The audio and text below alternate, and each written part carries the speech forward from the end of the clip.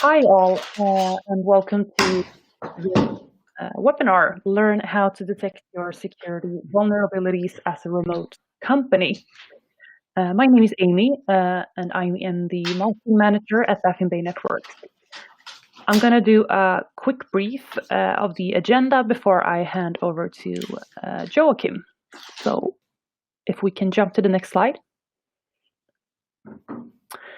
Perfect. We're going to start by giving a short overview of what we do here at Baffin Bay Networks. Then we'll dig into what challenges that comes when shifting to a remote workforce, which many of us is doing right now. After that, we'll look into how you can set up a clean transit for your remote workers. And lastly, we'll demo how to pinpoint those weaknesses and also learn how to secure your remote access. Feel free to jump in with questions at any time, either by typing in the chat or raising your hand. And by that, I think I'll hand over to you, Joachim. Thank you. Can you confirm that you hear me? Yes. Perfect. Good. So yeah, my name is Hakeem Sandberg. I'm founder of Baffin Bay Networks, a company we started about 3 years ago. Clearly from the beginning set the mission to become the best cloud-based threat protection platform. One that could in real time detect attacks towards our customers, so network-based and application-based attacks, as well as stop them. Throughout our journey, we also invested lots of time in building really good and valuable threat intelligence, which allows us to block traffic really early in the process by detecting and knowing all the bad actors on the internet. So threat intelligence is about gathering as much as data as you can to have that handy when it comes to identify and block individual IPs, source IPs on layer 3, layer 4. So threat protection is what we're going to drill down a bit on today in today's webinar and see how we can use and leverage that to protect the new normal that we all are living in currently. Our threat protection platform is a cloud-based platform, which allows us to inspect traffic towards our customers, the assets that we protect, no matter if it's a web application or an SMTP server or a remote access gateway, like a VPN or any other type of equipment, and stop the DDoS attacks, as well as enforcing and applying threat intelligence on things that we know historically has been bad on the internet. We can also decrypt, act as a man in the middle, inspect traffic on payload, enforce signatures and our algorithms on the traffic to make sure that only clean traffic actually goes through back to the customer. So one of the things that we early on recognized was that throughout the process of doing cybersecurity really well, there is a number of different components that you need. We call that a funnel. And in the beginning of the funnel, that's where you see lots of traffic. That's where you see the volumetric DDoS attacks on layer 3, layer 4, or even volumetric attacks on layer 7 nowadays, which becomes more and more popular as a weapon of choice. The further down in tunnel you go, the more compute intense operations you perform from a security perspective.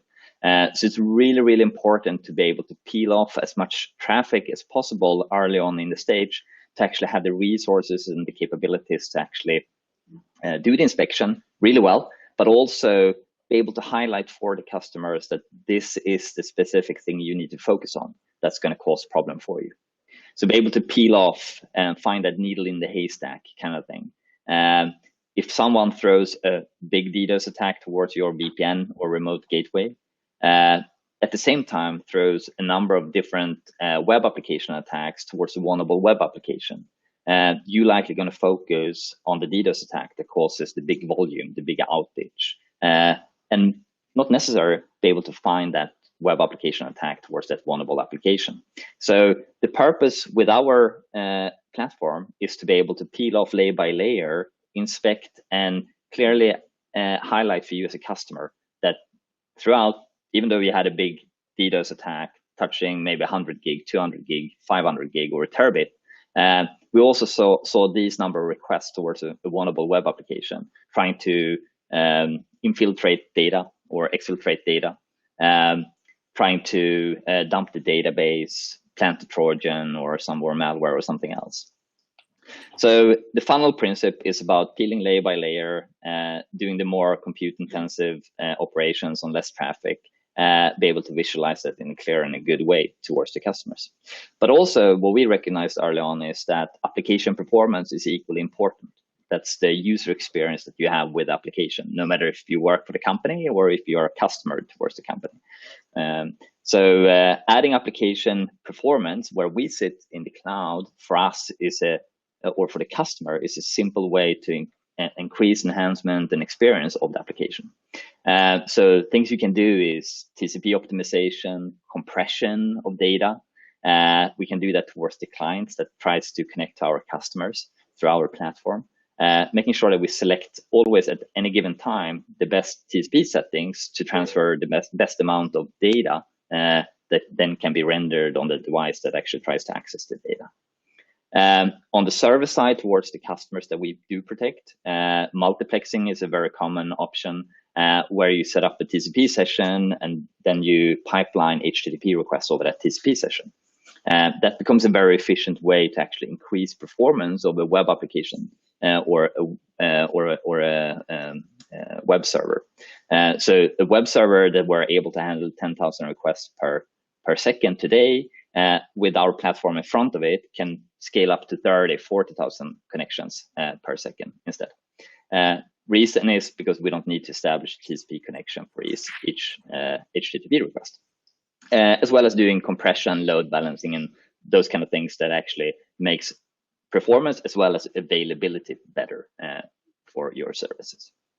And in the end of the day, we deliver the clean traffic. So I think the funnel principle is something that you should keep in mind and something that you should apply to cybersecurity challenges or any type of assets that you try to protect, making sure that you actually at any given time see whatever is relevant to look at and see based on the traffic that you actually receive.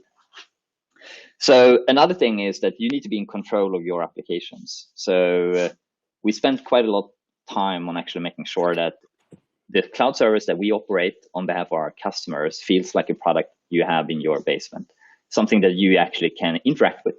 You can be part of the configuration. You can look at events. You can manage and create reports to pass on through your organization, and you're actually in charge of that. We also have a SOC, Security Operations Center, that backs you 24/7. But the whole principle is that we want to enable you to be part of that configuration, as well as be part of actually doing forensics on things that actually occurs. To do that, we also need to reveal all the nitty-gritty in the platform. If we decide to block something using a signature, if we select to block something using an anomaly detection capability that we have, we want to make sure that we expose as much data related to that event that actually occurred, that block that actually occurred to you as possible, so you can make the determination if this is an legit block or a false positive. So all that can be viewed, and we're going to go into details later on in the session, can be viewed from the portal where you can see that data. Obviously, to back a cloud platform, you need to have the presence and the capabilities from a performance perspective. You also need to have the coverage and reach from a geographic perspective. So we spent the last 3 years on building a really big global ISP network.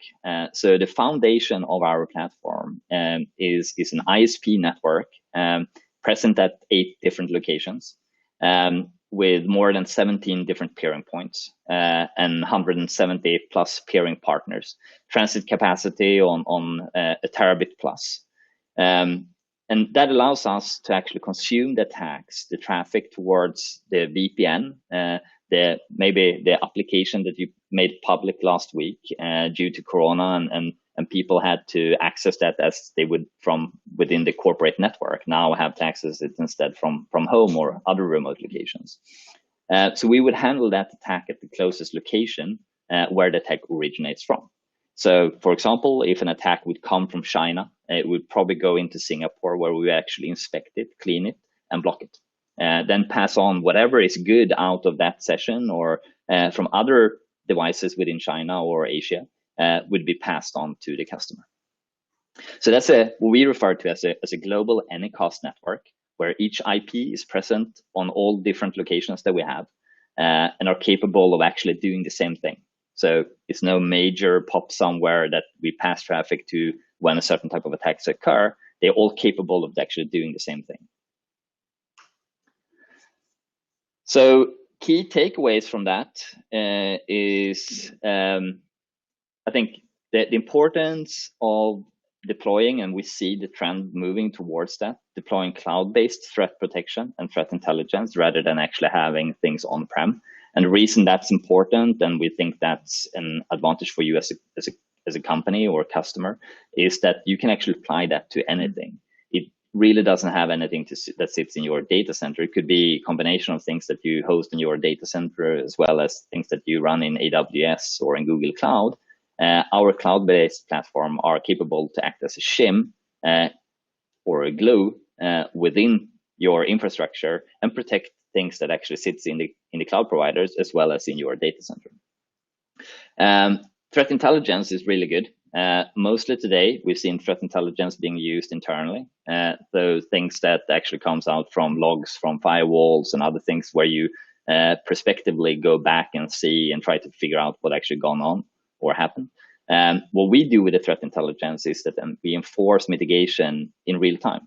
So knowing all we know about all the IPs on the internet today through Threat Insight, our service, we can actually go in and enforce that mitigation in real time. There's no hardware requirement. Nothing needs to go on-prem. So it's an on-off switch. And over the last 2 months, with the changes, the new normal that we move into, where applications quickly has made public, even if they probably shouldn't have had, because they haven't gone through the scrutinous and security routines that normally goes on. And there's been more of a panic. We've seen lots of customers coming on board and things that we hear that you can actually do the IPS capabilities, you can actually do the WAF and bots and so on without actually having anything on-prem, no hardware requirements, is very, very strong from a feature perspective. So protecting with that, obviously protecting the cloud-based assets as well as the traditional data center assets. The layer security approach, the full stack network and application is important. And as you remember, I spoke about that to the slide where you have maybe hundreds of gig of traffic coming in from a DDoS perspective, but underneath the radar sneaks a few web application attacks in. It's really easy to miss those as a security researcher or a person within the security operations center, unless you can actually peel the onion and spend the resources on the right level when it comes to mitigation and detection, and then present that in a good way. I think as most of you being on the call are most likely technical, you would probably like the feature of a self-service portal where you actually can interact with all the configuration. You can actually see exactly what goes on. If we do a block, we show you the payload, we show you the reason we block it and so on. So you can actually go and validate and make sure that the work that we do is correct. Global coverage, last but not least, having a scalable network, global presence, geographically, as well as from a capability and performance perspective is really important. So what's the challenges with remote workforces and what we actually live in today? So the new normal, so to say. What we've seen, and looking back over the last 2 months, is that we've seen the new normal being something that everyone has quickly adopted to, and that by itself hasn't been a huge problem. Everyone actually has been able to adopt to that. We've seen companies that probably never would have used Slack, started to use Slack in a day or two, probably never would have started to use Zoom or any other type of video conferencing systems, started to use that really quick as well. That's not been the problem. The problem has been to be able to cope up with the security, the standard that you normally had when it came to security within the organization when you deployed a new application. We're also seeing the shift of locations from being internal to now being remote networks that connects to your internal network, which is by itself a good thing, obviously. Social distancing, staying at home, and so on.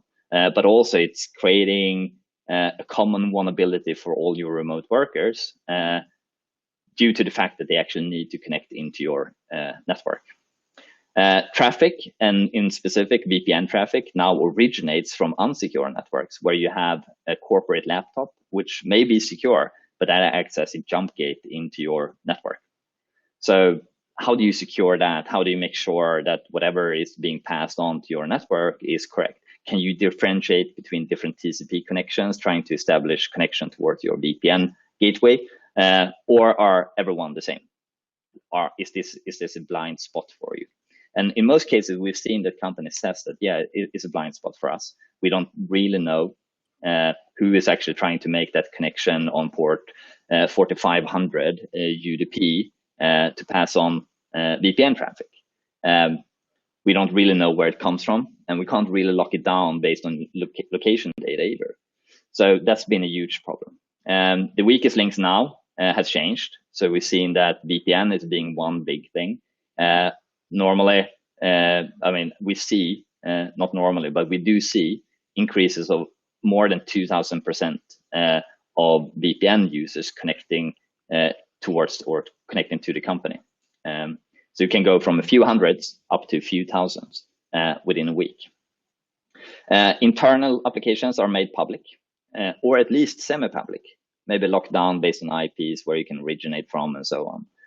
But still, they being made public. And if they're being made public, there's always going to be ways around to actually get access to the web application. So that by itself doesn't have to be a bad thing. But again, be able to cope up with the security and making sure that you enforce the security along the way has been the big challenge here. So making the applications available, making the workforce capable of actually performing the work has not usually been the problem, but making sure that you don't fall after on the cybersecurity part has been. So how do you adopt to that? And how do you, from a security perspective, and how do you make sure and secure your remote workforce? So clean transit, obviously being one of the big things for the remote workers, making sure that there is a path into the organization that is secured, that the organization has control of that, making sure that whoever connects to your VPN actually connects from a country where you have workforce working from home, and is not connecting from China. If you have enforced, which most company has, enforced a travel restriction, so there's no traveling going on, you normally know that if you are a Swedish company, or if you are a German company, or if you are a UK company, you probably know that my workforce sits within that country, or it sits within a few countries. So you want to make sure that you can inspect that and force the right policy to say that, yeah, it's okay to make that UDP connection on port 4500 to connect into my corporate network. As well as making sure that even if you come from that country, within that country, it's going to be dirty IPs. It's going to be IPs that are going to be used for DDoS attacks, that are part of botnets and so on. And making sure that you can separate those from the good ones that actually are allowed to connect into your VPN gateway. So for that clean traffic purpose, we can configure services within our system, within our cloud-based platform, to do all that inspection, and making sure that when you connect as a legit user into the service that's being made available by the company, we can actually distinguish that from a bad actor. A bad actor even coming from within the same geolocation that you actually allow access from. So with that, I'm going to jump into the portal. And the portal is where customer interacts with our cloud-based service. So I want to show you how it can look like when you do configuration and set up the service. Set up the service for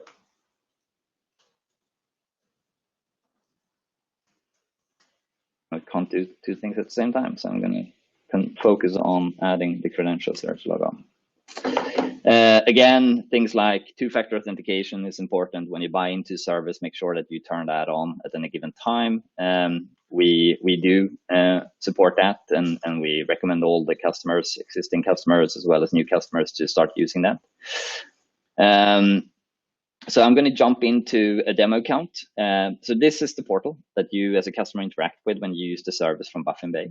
You can see this is an Acme Corpi account, which is one of our demo accounts that we have in the system. When you log on, you land on a dashboard section, and dashboard section consists of 3 different types of dashboards. An overview, security overview dashboard that allows you to see things that goes on, total traffic, threat intelligence blocks, so things that we block based on actually knowing that this source IP is bad. And those source IPs falls into different categories, like credential stuffing, web attacks, malware, and so on. As a customer, you go and select which categories you want to have turned on. So that gives you that granularity in terms of actually blocking things that are pre-classified, low-hanging fruits, and that we can make a determination on layer 3 to block. As a customer, you will also see on the dashboard network attacks, so network-based DDoS attacks, application-based DDoS attacks, web application attacks that goes on over time, as well as bot activity. So that's an overview page of the different functions. If you are a network person, you probably would like to understand a bit more about, okay, how is traffic traversing the internet and moving towards our assets that we protect? So for that purpose, we give you the source AS numbers that traffic originates from. You can see Dropbox being a big provider of traffic towards us, or the assets that this account protects. You can see that the ports being used are mostly port 443, but there is other ports as well, like 5060, port 0, this is likely UDP, port 23, and so on. And that's the daily noise of scanners and other active things on the internet that actually tries to figure out what type of devices to attack. So being remote, and being remote in the new normal that we're facing right now, it's really important, and we really believe this and speak to customers about this. It's really important that you have a protection that actually can detect that recon phase. So someone doing a recon on a company, if I want to attack company X, I would move into recon state where I would actually set up a number of machines. I would do port scanning from different machines on different ports, different protocols, and so on, trying to figure out a way of getting through undetected, and then use a different set of machines for actually performing the attack. So with the capabilities, the funnel capabilities, we can actually detect those phases and actually go in and block that. So making sure that no one can actually easily, I wouldn't say totally, but easily cannot actually try to figure out what ports are open, what services do you run. Making sure that we can actually shield that and not leak that information through. Other thing from a network perspective, where does your traffic originate from? What country? United States seems to be a big country here. And then you can see it's being or decreasing in terms of connections from other countries. Moving into the attack view, which is another dashboard, you can actually see the attacks in real time. So once the attack happens, a few seconds later, it shows up in here, and you can actually go in and investigate and try to figure out what actually went on. We are very, very generous in terms of actually showing you data related to the attack. So here you can see, for example, an attack that was blocked was 1 hit. This is the time it occurred. Execution attempt, and you can see here it's a endpoint called web login.cgi that's being requested in this request. We show you full request body that allows you to actually go in and understand, okay, was this a legit block or a false positive? So we don't hide anything. We don't act as a black box. You actually have that capability of actually go and investigate that. Furthermore, you can actually look at the source IP as well and see, okay, what else has this source IP done? I know the destination IP because that's something I'm protecting. That's something you use in your DNS server to point traffic towards us. But you may want to understand, okay, what else has this IP address done? So we have the service called Threat Insight, which allows you to actually take a look at data we collected about that IP before. So in this specific case, it seems to be an IP that we haven't seen before. So the attack summary from that IP is clean, but we do see that that /24 network has a number of different IPs that actually have been doing attacks before. And it's not one IP, it's quite a few IPs from that network that actually done things towards our environments before. So we, by that, can probably understand that, okay, this may be a network being used by botnets, so it's machine under control, probably not home machines or home devices. It's probably more structured setups of devices that act in the botnet and then performs the attack. So it's there to give you that insight and understand if this is something that's targeting me specifically or has been targeting others in the past as well. One example would be jumping into threat insight or threat intelligence. So these are blocks being done based on layer 3 information. So here we have an IP address 115.127.82.124.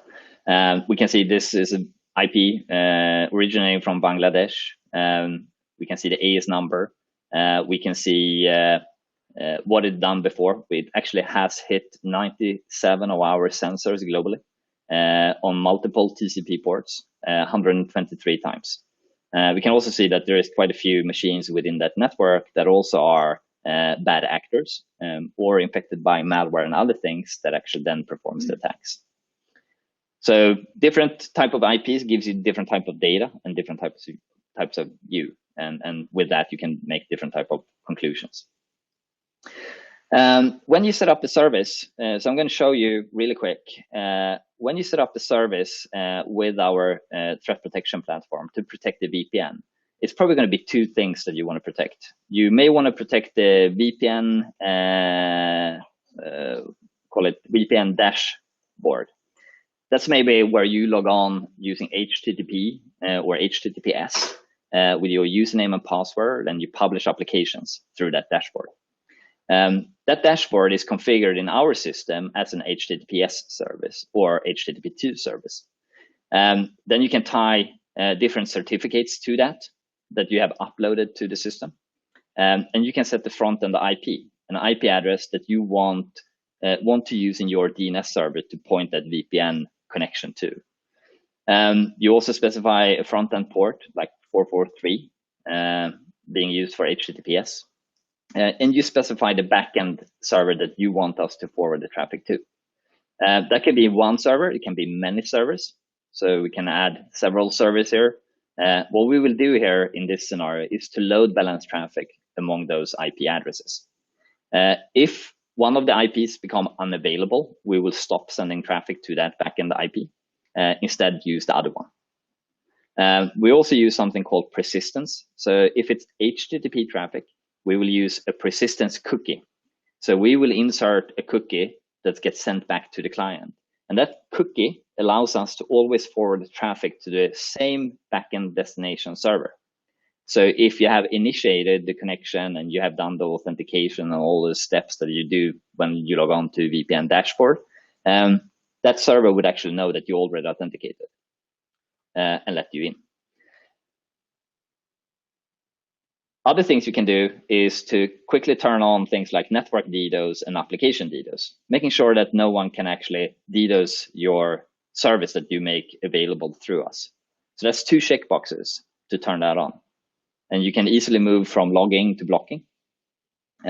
If you want to do logging on one and blocking on the other, that's perfectly fine as well. I talked about availability and performance early on in the presentation. And this is how that translates into physical configuration. If you turn on HTTP multiplexing, that means that we actually establish one TCP connection to the backend server, and then we will pipeline HTTP request over that. and making sure that your web server can handle more traffic, more HTTP requests that comes in. Normally, you would have one TCP connection per HTTP request.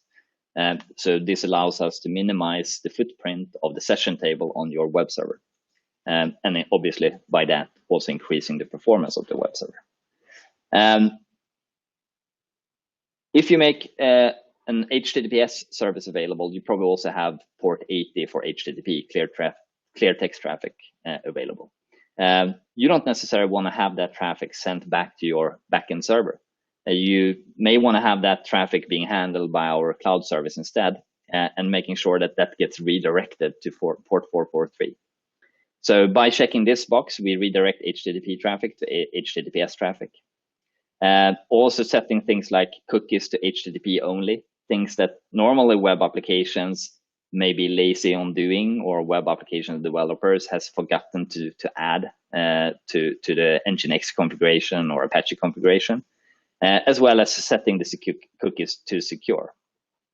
After that, you can go in and you can turn on the different security features. And I talked about threat intel being one, low-hanging fruit, easy to block and mitigate based on known bad actors on the internet. So here you have the categories, and you can go and turn them on, off. You can turn on, off blocking. You can remove a category if you don't prefer to have that category active on that specific service. So it's totally up to you to select the different. We come with a preset and a recommendation, but you can change that. If it's HTTP as well, you get access to bot protection and web application firewall, where you can identify suspicious browser. You can challenge them with a CAPTCHA to make sure that they can validate and show and prove that they are a valid browser.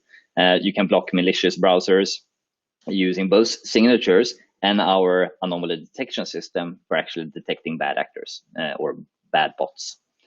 Web application firewall, similar here, that can be turned on an HTTPS service, and also geo-blocking. So here you can restrict access. So if you are a customer within Sweden, you're making a few number of applications accessible on the internet for co-workers to access, and you know that all of them are in Sweden, you just go and select the countries you don't want to have traffic from, and that allows the Swedish co-workers to actually connect into that service. And obviously that goes for now, when I'm going to show you how to do the VPN configuration, applies really well to that as well. So at this point here, I'm instead going to call this VPN gateway.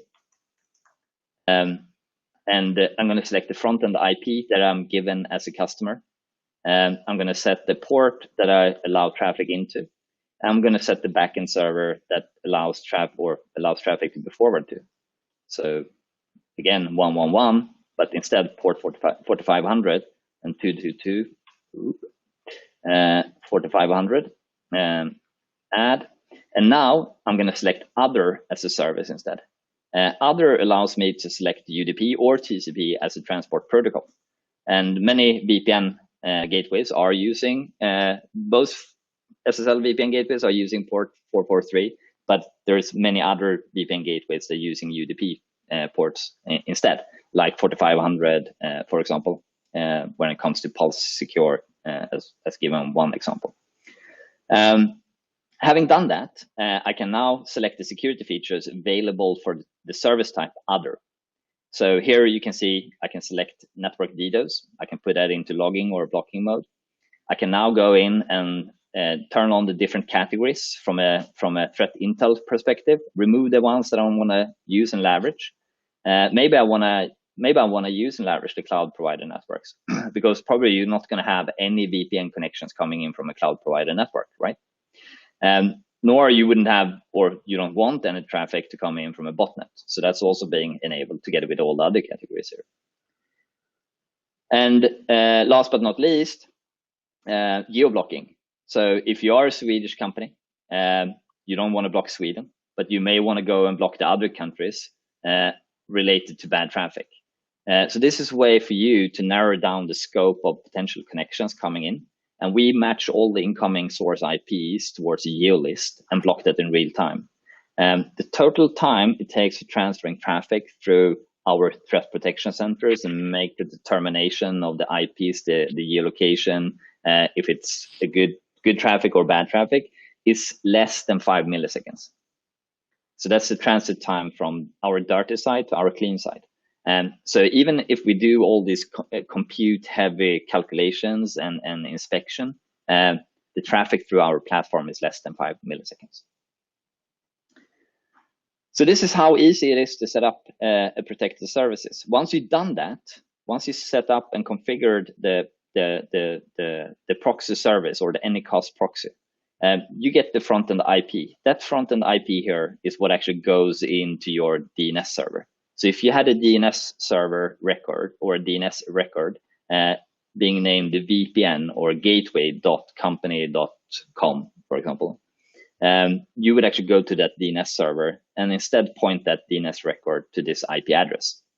The rest would actually be handled by us in the system and then forward to your backend server. So that's the only thing you need to do when moving on to a proxy service through us. Customer who wants to make sure that they have a full network clean, like a /24, they would configure and set up what we refer to as a routed DSR. Routed DSR works in a similar way, but it's using your IP network, your public /24 network. So you announce that into us, we will announce that out to the internet. And on that network, you may have your VPN gateway.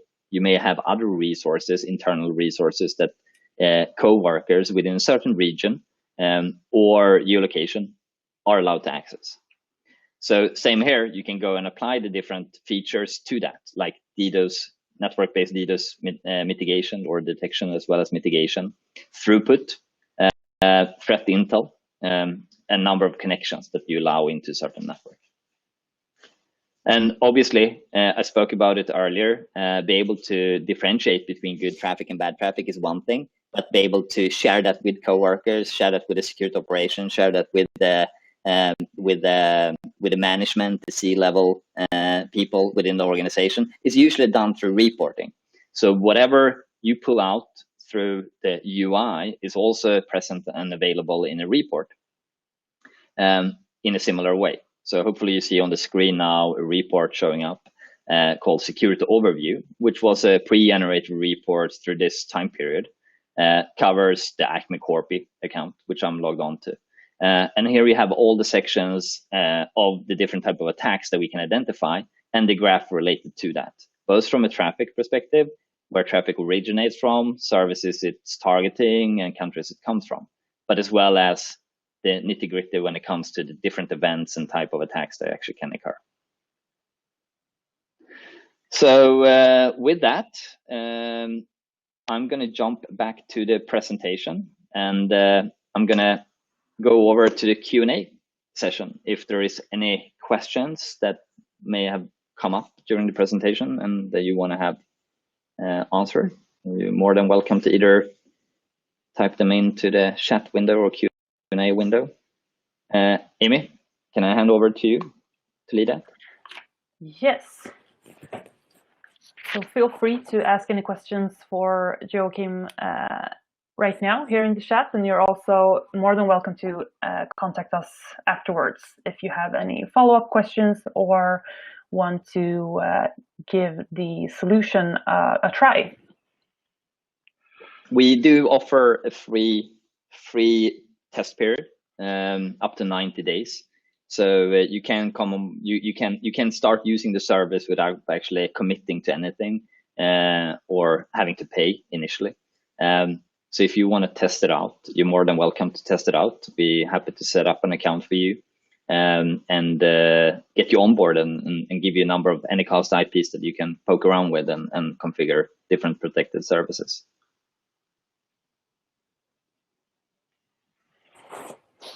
Yes, and if any questions comes up afterwards or you want to use the free trial, then you're more than welcome to contact us at hello@baffinbaynetworks.com or use any contact form on our website. And with that said, we want to thank you all for dialing in and hope you learned something new. Thank you very much, everyone. Thank you very much.